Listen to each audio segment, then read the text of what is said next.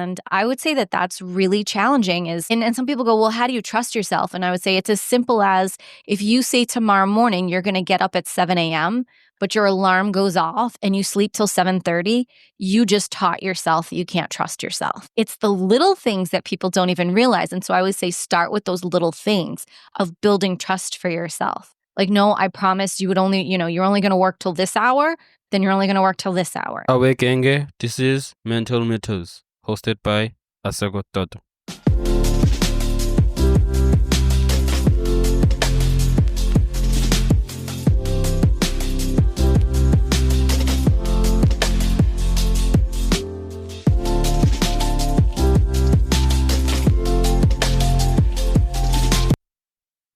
Hello, everyone. Welcome to another episode of Mental Mythos. I'm your host, Asekho. And before we dive into today's incredible conversation, I have a small favor to ask. If you enjoy what you hear today, please take a moment to rate and review our podcast on Apple Podcasts, Spotify, or wherever you listen. Your feedback not only helps us improve, but also helps others discover the valuable insights we share every week.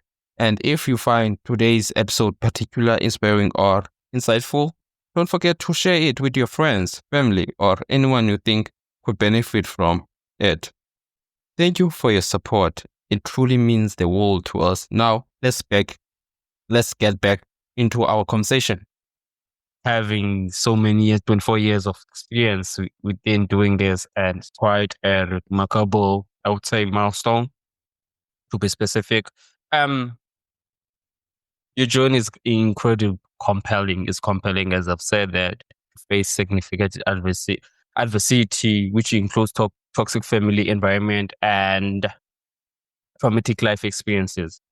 Can you share how these experiences have shaped your approach to mental health and healing? Absolutely. So for me, it's been decades of being in that situation and knowing it, but not having anyone around me who was there for me or supported me or believed me, until I came across one specific psychologist who had been there, had been through the same thing, and finally validated. There are so many people that go through and have to deal with toxic families and emotionally abusive parents, but it's not spoken of freely enough. And I think that that's why we don't hear about it enough. And so for me to find someone who validated, who when I say I knew things that were happening to me weren't right and repetitively, continuously happening to me in my life, it just finally gave me solace and peace and a newfound empowerment that all those years I wasn't crazy. All those years it wasn't me. And so I would say through the trials, the tribulations, the challenges, through all of it, it really forced me to find in my own empowerment within it. It forced me to be independent. It forced me to, I always say, live on an island by myself. I felt like most of my life I was on my own island, taking care of myself, always fighting for myself. Whether that was with work or relationships, whatever that was, it was always me doing for me. And, that has a lot, that takes a lot out of you. However, at the same time, I wouldn't have the resiliency that I have today. I had to have that. I had to dig deep within me to find the strength emotionally, physically, mentally to continue on and on through everything. And you mentioned a couple of things. What really stood out for me is the fact of having to deal with this for decades, and it's quite it again. One thing that you mentioned is the fact that you went crazy, and there's this thing when as you grow up in a toxic environment, people gaslight you within your family members gaslight you thinking that you are wrong. And at some point I feel like there's this thing of growing up in a toxic environment, of not feeling enough, of not just knowing that who you really are in terms of that. In how did you, in terms of, I would like to go deeper into the effect of being raised, I would say being around people that were toxic in your life. How did you realize that they were toxic, and how did you go up in terms of remove yourself in such situations? Mhm. Those are great questions. So the first, how does one know? I would say my empathic abilities came out as a child. And so that generally for most intuitive empaths comes out through some sort of trauma that you're going through in young childhood. And for me, I was not in a safe environment. I was not safe with the people that I was around. And so what happens is you become uber sensitive. You are always living in fight or flight with your nervous system. And so what's happening is you are always trying to make sure that everything around you and everyone is okay, and then you can rest because you don't know, is there going to be yelling, is there going to be screaming, like, so you're trying to monitor everything, so you're always living in fight or flight. So for me growing up, I always had stomach issues. I was pretty anxious. I don't think a lot of people knew that. I would go be very introverted. I didn't really like being around lots of people. I didn't like loud noises. Um, and in looking back, there are people who have said to me that I had said things to them when I was little. But, people poo-poo that. They don't really get, "Oh, you're being dramatic. Oh, it's not what you think it is." And so I remember one of the first times that I really realized that it hit me that my environment was so bad, considering everything that I had been through, was when I went away to college finally. I didn't go away to college until I was in my junior year. And at that point, I was living away from home. And I just remember being like, there's no yelling, there's no screaming. Mm, I don't have to be worried about an alcoholic rage happening. I don't have to deal with the dynamics of the toxic family, whether that was the immediate family or the extended family. Like I couldn't believe it. And then when I graduated and I went home back into that environment, I couldn't handle it. And I remember making a phone call to a family member crying and saying, "Please get me out of here." And so throughout my entire life, there were truly two family members that understood the complexity and the toxicity that was going on. And there were two people that always knew, who in some way facet always tried to help me to the best that they could without anyone really knowing. And so at that point, that person helped get me out. And then at that point, when I had a job, even, there were people that were helping me. And I started in the senior living industry, which is where seniors go and live for independent or assisted living. And I always say I was the youngest person to ever live in an assisted living community. My boss knew at one point how bad things were in my home and offered me a place, gave me an out. And so there's all these things that people don't know about my life, that I was secretly living in a brand new assisted living community and none of the staff knew. And I would have to hide, coming and going, or hide, to even come to work. And so there was a lot. There was a lot of stress. There was a lot of trauma. There was um, a lot of my own emotions to go through on top of feeling yet still obligated to my family because society says that's your family.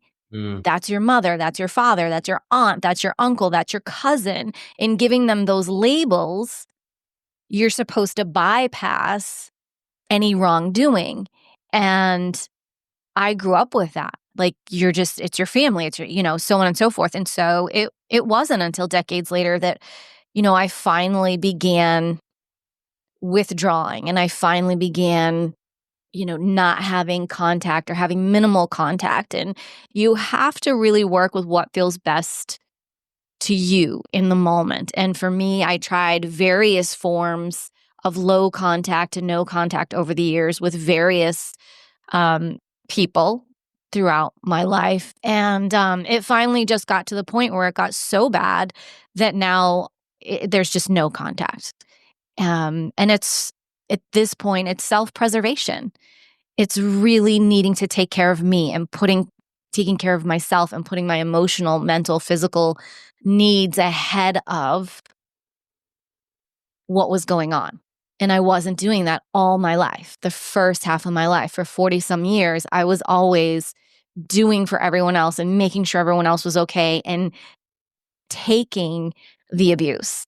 And it took a long time to get where I am. So I don't want anyone to think that this is a light topic. It is not. Um, it is something that is hard.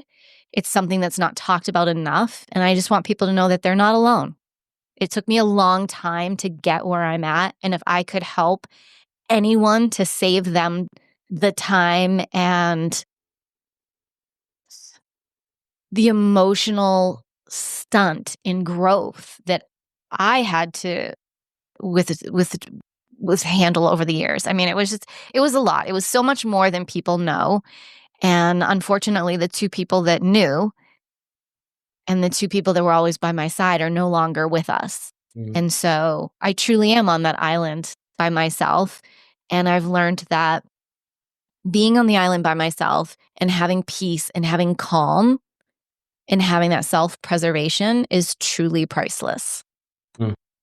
And you really said something very profounding when you said that taking care of yourself, taking care of me. And as people, we really tend to not, I would say, take off, not really understand what that actually means. And being someone that really cares about people, and you have that urge of helping others, and you can't help others without helping yourself, firstly, because you can't help others without being in that mental state of you are good emotionally and mentally and physical.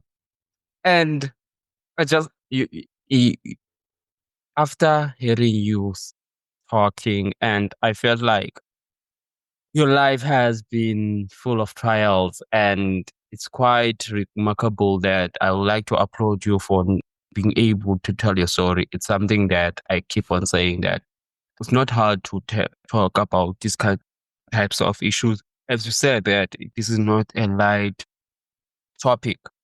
And what I understand about trauma is the fact that whenever you, wherever you, with the environment that you grew up in, and you after years uh, after years and you leave that environment, how did you get used to the new environment? Would you say that those positive things you saw them as healthy, and those things that you came from, you saw them po- as, I would say, toxic? So, do you mean, In so terms, for instance, I think I would say it this way. Can I think back over my life and think of good moments in time that I had with my family? yes, things like that. Yeah. Yes, there are some. Now, majority of my childhood I do not remember. And so that in and of itself speaks volumes. There are moments I remember with my grandmother. There are moments within the last few years with my mother. There are, some moments in my life with my father. Um, there are definitely moments with my grandfather. Um, but again, I say it cautiously because there are moments in time. And those moments I definitely hold on to. Unfortunately, with every good moment when you're in that kind of toxic family, you will pay for that good moment. Meaning, you are given breadcrumbs of love. You are given breadcrumbs of emotional support. You are controlled through finances. You are any little thing that is given to you, whether that is praise, whether that is food, whether that is money, whether that is shelter, becomes something that is held over your head and will always come back to bite you. It will always get thrown at you. It will always be a token of a way to abuse you later.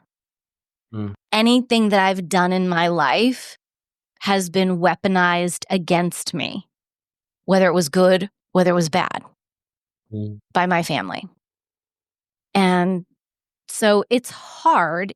I cherish the happy memories that I have.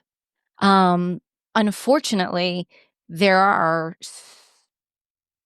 so much more that wasn't. That is challenging. That is really challenging and sad. It's incredibly sad when you look at the foundation of a human being's world is coming into a family, and that is supposed to be a safe place. Yeah. And when that is not a safe place, that changes a human being from even in womb. You can go back and you can determine when your abandonment began based on science research and taking tests. And mine started in the womb. And that shocked me when I found that out through doctors. That really shocked me. And it just played out throughout my life. And it wasn't just one person. It was, again, it's a toxic family. And I just kind of, leave it at that for the most part. But everyone played a role. There were a lot of people that knew. There were a lot of people that allowed it to happen. And that's what makes it worse. When you know that you're asking for help, that you're crying for help, and people are allowing it to happen. And that's what they call secondary abuse, which is almost worse than the perpetrator who's actually doing the abuse. Because at that point, you have no trust. You are living on that island, and you really have to fight for your survival. And I did that my entire life, knowing but not knowing all at the same time. I didn't know then what I know now. And there's, I believe that there are lessons and blessings in every moment in life. And sure, there were days where I didn't understand it. There were years that I numbed out. And I learned that through my family. Everybody numbs out. No one talks. No one expresses their emotions, just anger.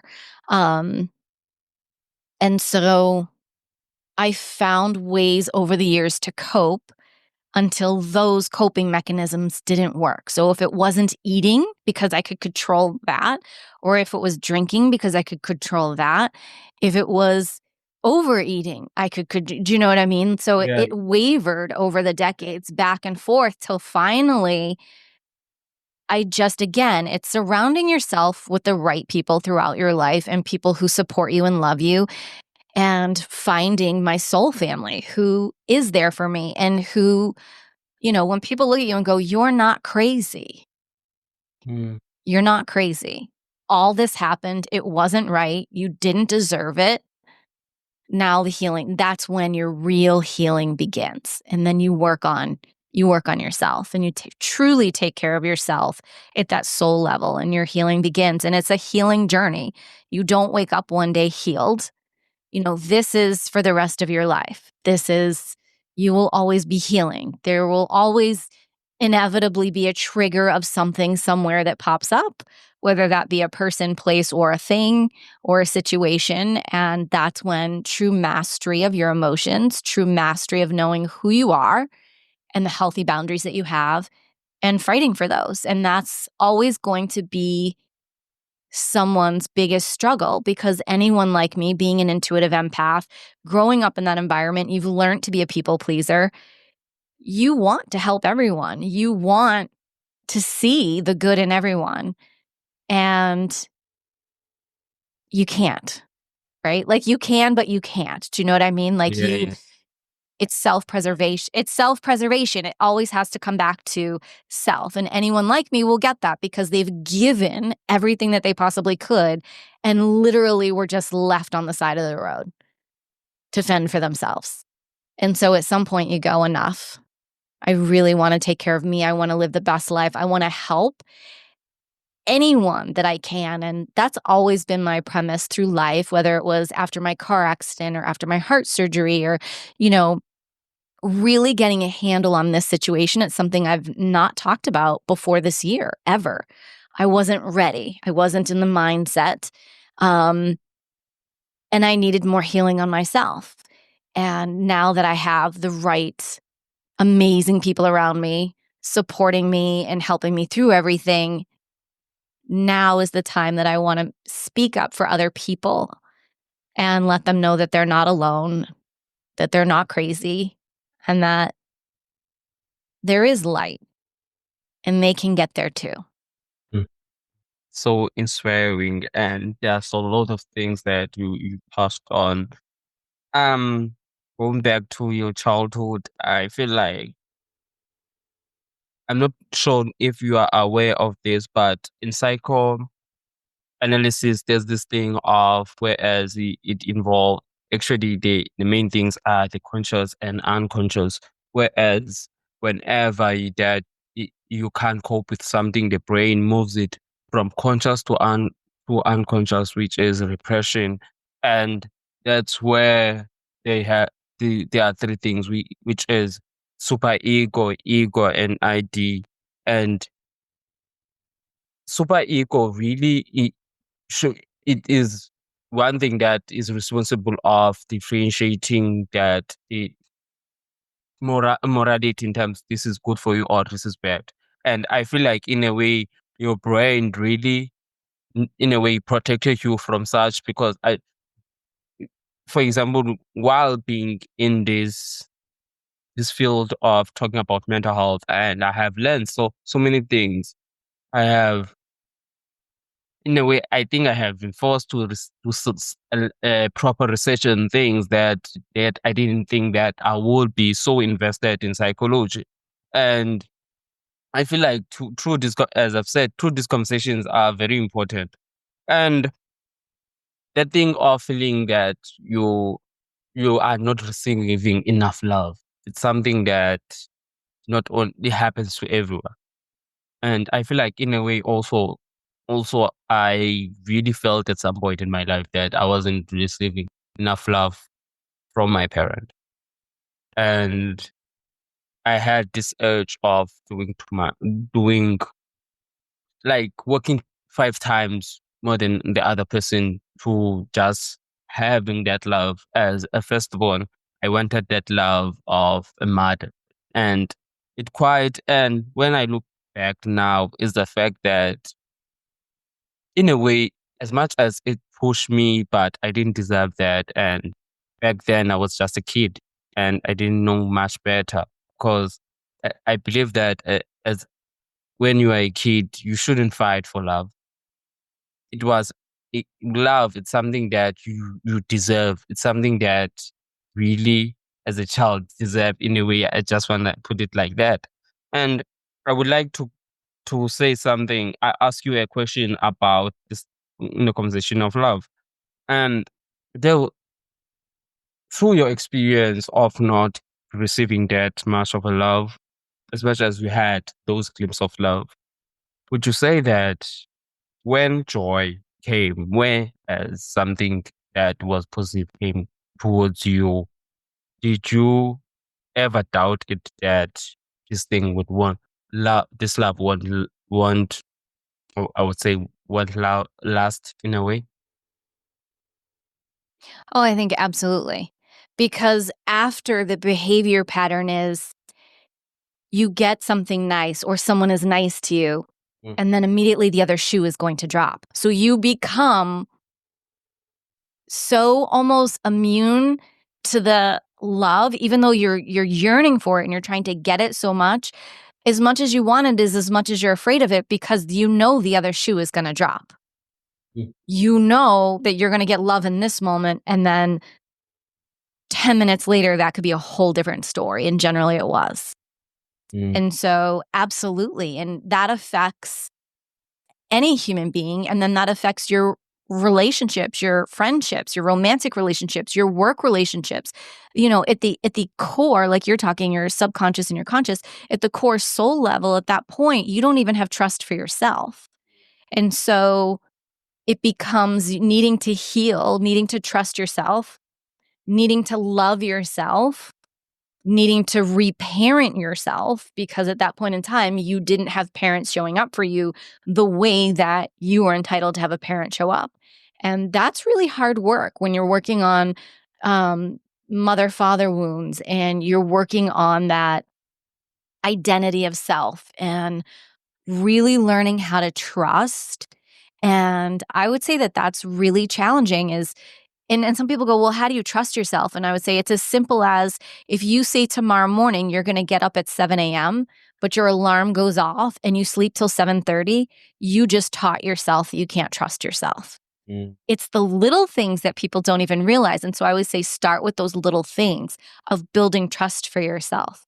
Like, no, I promised you would only, you're only going to work till this hour, then you're only going to work till this hour. And you literally at that point, you don't even realize it. That's how you're reparenting yourself.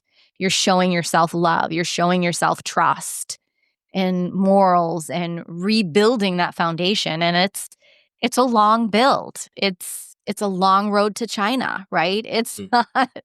It is not a quick boat to China. It's a long road. But I will say at the same time, and I think you would say the same thing, we all go through things and challenges and trials and tribulations so that we can have moments like this that we can share and help someone else. And so there's the blessing in all of it. And truly, if we can always look for that blessing and look for the lesson in every moment, you want to learn. That's why we're here. It's called the School of Earth. We want to do all that. I always joke, where's my rainbow gumdrops and unicorns? Some days I joke with God and say, where is that? Because I'm a little tired of this over here. And it's okay to be that way too. It's certainly okay. And I want people to know that. You're going to have great days and you're going to have days where you're going to have to fight to have a great day. Mm. It's Mm. your choice if you're going to have a bad day. And I don't allow bad days anymore. I don't do that. I can have not great moments, but I don't have bad days. And that's a huge, huge difference in my world now. Mm. And I just want to touch on your podcast. And starting a podcast is something that one does. For example, let me make an example for myself.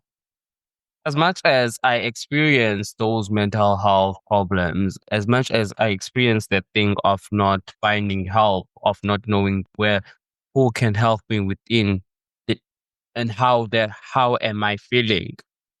I was co- quite skeptical in terms of starting the podcast. I was quite not knowing, not trusting myself that I will make it, not trusting myself that I am prepared to do it. So, what inspired you to start it, and what inspired you to start it, and how do you choose the story that you want to tell in your podcast? hmm So, such a great question. So, for me, I never listened to a podcast. I knew what they were, but I just never listened to them. During the pandemic, when we were locked down, um, I was like everyone else. I was locked down in a place. I was caretaking. It was back within the toxicity of family dynamics. It was not a good spot for me. And I had an opportunity to work with one of my mentors who I had always wanted to work with. And so at that point in time, I looked at family and I said, I need 3 days. I need these 3 days alone to do this for me. And so within those 3 days, I heard, you're going to do a podcast. And I thought, how fascinating. That's not something I would have ever thought of. And then I heard the name and I said, okay. And at the end of the 3 days, I bought a microphone and I put it on my desk and I was very excited and I recorded the trailer. This shows you how much I didn't know what I was doing. I didn't know when you record the trailer, it goes right up. I had no idea. If it was out there, I didn't know. So the trailer was there. I had the microphone and then I heard, not now. This is your preview of what's to come. At that point, I went back in with my family and was helping in the caretaking on all of that. There was obligations and things that I needed to do and I needed to be there. And so it was about 6 months later and my granddad had passed and we're still all locked down, right? Because we're locked down forever. There was a new app. I don't know if you ever went on. It was called Clubhouse. Did you ever go on Clubhouse? Did you? Actually, I remember it. I once was there. Yeah. So it was a really big deal and it was audio and I loved it and there was no video. So I loved it. You could be in your PJs and everyone's talking and there were all these big wig podcasters. And I raised my hand and I went up on the stage. And the first question the guy said to me was, how long has it been since you haven't been doing your podcast? And that's all I needed. It was like boom, boom, boom. In that, I was like, oh no, he didn't.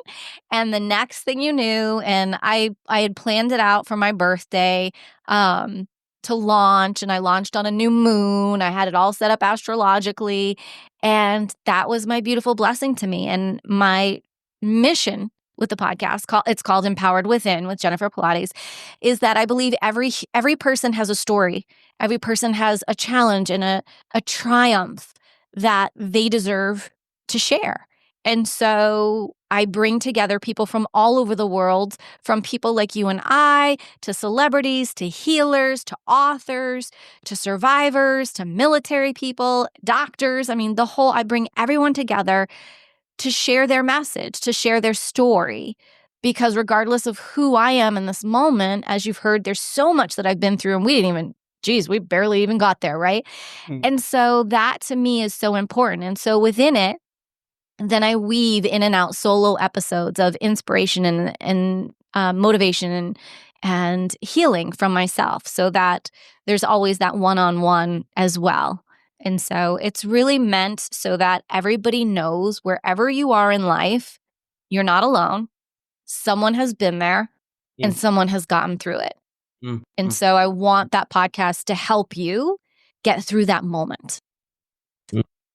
And I love how actually I believe also my podcast came about the same way because back in the days around 2019 I was listening to too much Gary V and saying that you should start that podcast and you won't be successful in that one go. And I was as upset that I was a bit skeptical. And I feel like I'm thankful for, as you've said, that some things that bad happen to us really, in a way, I'm paraphrasing here, it really help us to tell our stories. Because COVID-19 really helped me as much as I was going through some mental health breakdowns, mostly on COVID-19 because I was so isolated. I am someone that really enjoys going out in terms of being interactive with other people face to face. And COVID-19 came and I think it was April. I started doing my first episodes, solo episodes. I was scared in a way. It seemed like someone was watching me, and it was quite hard actually. And back then, I didn't even edit. I just recorded and published. Recorded and published. If you could go to my episode, I haven't deleted those episodes because I feel like growth is important, and it really it really assists us of saying that as much as I'm struggling, uh, I can see my progress because I've came from here to here. And if you could listen to my latest episodes now, the sound is proper. Everything that I have found a purpose on doing this podcast. I found something that is worth doing and is assisting people with their own mental well-being. And also through this conversation, I believe that hearing other person's perspective when it comes to mental health, it really assists me in terms of I should try by any means. I should try doing this. I should try doing this because we only humans. We don't know everything, and I have developed the skills of just, for example, talking to you, in talking to a stranger. Before I was even scared of talking to a stranger because it felt weird. I don't know you, you don't know me. Why are we talking? For example, things like that. At that time, I didn't have that purpose. So now I have it. And I just want to talk about, can you elaborate on what is light therapy? Something that it's the first time hearing from it. So I'm quite surprised in terms of that. Well, I'll tell you. So, light therapy patches have been a game changer and a lifesaver for me. Any person that particularly is in a highly sensitive person or an intuitive empath, your nervous system runs very high and you can jump into fight or flight very quickly. And the one amazing thing that these light patches do is that they can regulate your nervous system in under 15 minutes. And that's so important for any highly sensitive person, highly anxious, highly depressed person, that this can regulate your nervous system. So I started wearing these patches 14 years ago. And I was in a stressful work environment with one of my Pilates studios. And my partner now, then at that point, came to me and said, "Hey, you should really try these things." And I was like, "I don't have time for that, blah, blah, blah." And he said, "Just hold this in your hand." And let me see, I think I have one here. I want to show it to you. I have it on my body. I'll show it to you. So it looks like this. It Oh, just looks like a little Band-Aid, right? It's very tiny, okay? And you can place it on your, mhm. I think I had a You guess can, when it comes to when we spoke about these type of things and something that we don't look at. You can continue. so with the way that the patch works is you place, right now I have it on my stomach, sometimes behind my neck, sometimes on my forehead at night. What it does is regulates your nervous system, regulates your hormones. And when we look at our body and it helps to heal at a cellular level, all of our dis-ease that we have in our body comes from, generally speaking, an emotion that has been suppressed.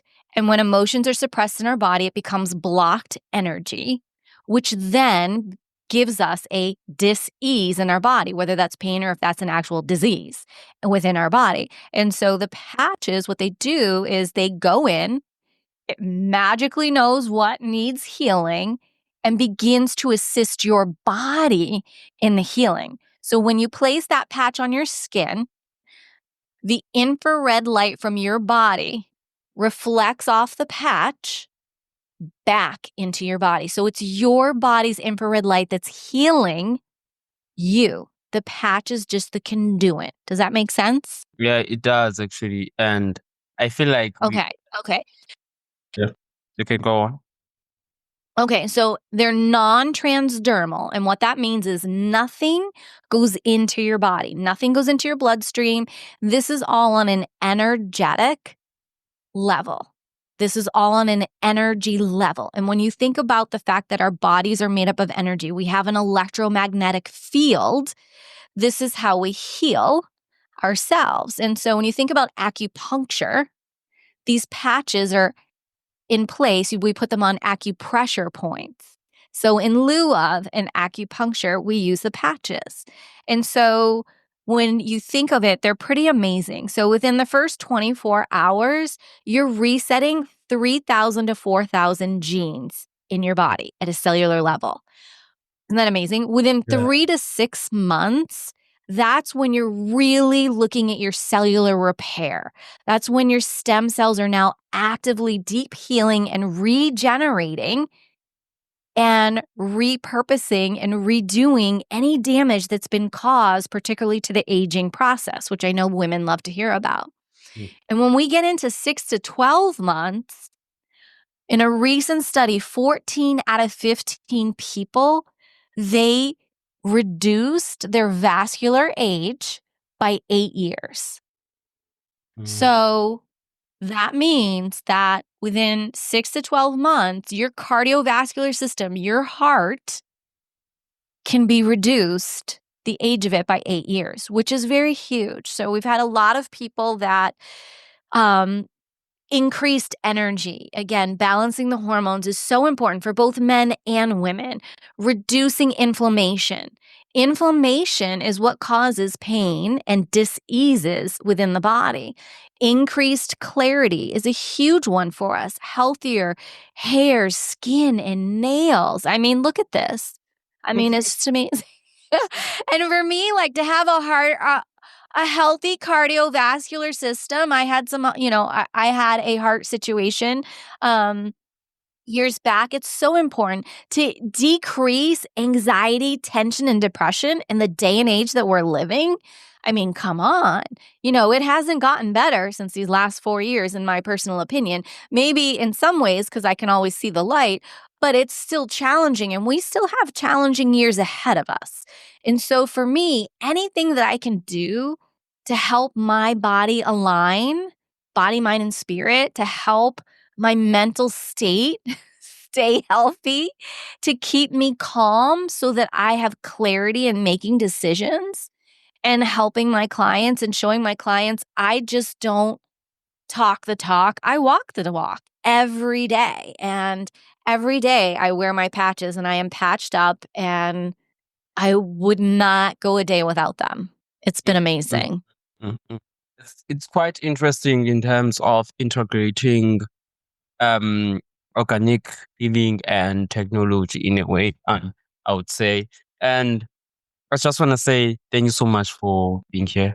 Thank you so much for your time. Thank you so much for sharing your story and your experience. It really is something that I keep on preaching, is the fact that whenever we hear other people's story, we are encouraged to just stand up and try by names to tell ours, because you never know. Someone might have suffered the same things that you suffered, and they they they find, in terms of, as you know, that when it comes to mental health, it's quite hard to deal with it, and some people end up pursuing suicide in terms of going through addiction, things like that.